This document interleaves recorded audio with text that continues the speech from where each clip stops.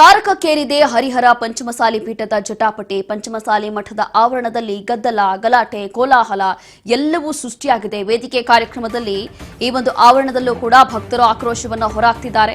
ಕಳ್ಳರು ಕಳ್ಳರು ಅಂತ ಹೇಳಿ ಘೋಷಣೆಗಳನ್ನ ಕೂಗ್ತಾ ಇದ್ದಾರೆ ಶ್ರೀಗಳ ಭಕ್ತರು. ಟ್ರಸ್ಟಿಗಳನ್ನ ಕಳ್ಳರು ಅಂತಿದ್ದಾರೆ.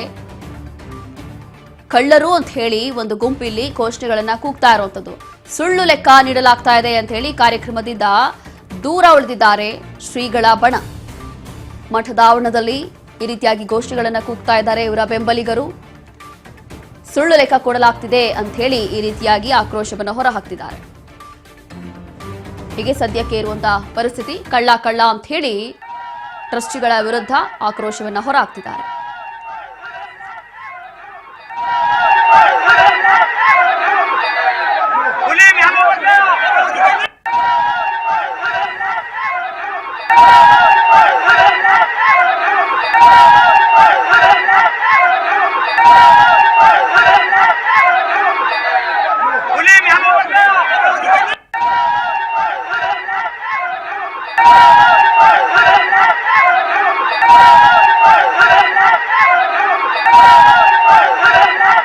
ಹೀಗೆ ಸದ್ಯಕ್ಕೆ ಒಂದು ಗುಂಪು ಇಲ್ಲಿ ಕಳ್ಳ ಕಳ್ಳ ಅಂತ ಹೇಳಿ ಘೋಷಣೆಗಳನ್ನ ಕೂಗ್ತಾ ಇರುವಂತದ್ದು. ಅದರಲ್ಲೂ ಕೂಡ ಬೇರೆ ಯಾರು ಅಲ್ಲ, ಇವರೆಲ್ಲರೂ ಭಕ್ತರು ಕೂಡ.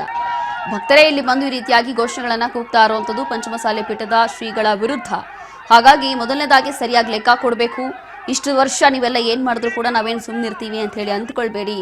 ಮೊದಲನೇದಾಗಿ ಲೆಕ್ಕ ಕೊಡಿ, ಅದಾದ್ಮೇಲೆ ತೆಗೆದು ನಿಮ್ಮನ್ನು ಹೊರಗೆ ಬಸಾಕ್ತೀವಿ ಅಂತ ಹೇಳಿ ಈ ರೀತಿಯಾಗಿ ಆಕ್ರೋಶ ಹೊರಹಾಕ್ತಿದ್ದಾರೆ.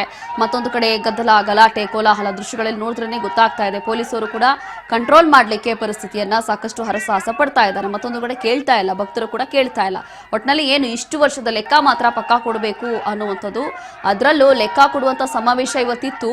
ಆ ಸಮಾವೇಶದ ಸಂದರ್ಭದಲ್ಲೇ ಈ ಒಂದು ಗದ್ದಲ ಶುರು ಆಗಿರುವಂಥದ್ದು. ಕಾರಣ ಏನು ಅಂತಂದ್ರೆ ಬಹುಶಃ ಆ ಒಂದು ಸಮಾವೇಶದಲ್ಲಿ ಸರಿಯಾದಂತ ಲೆಕ್ಕ ಕೊಡ್ತಾರೆ ಅನ್ನೋ ನಿರೀಕ್ಷೆ ಭಕ್ತರಿಗೂ ಇತ್ತು.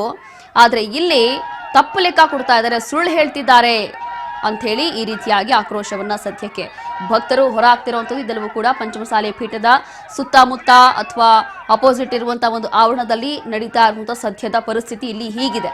ಇಷ್ಟೊಂದು ಉದ್ವಿಗ್ನ ಪರಿಸ್ಥಿತಿ ಇಲ್ಲಿ ಸದ್ಯಕ್ಕೆ ನಿರ್ಮಾಣ ಆಗಿದೆ.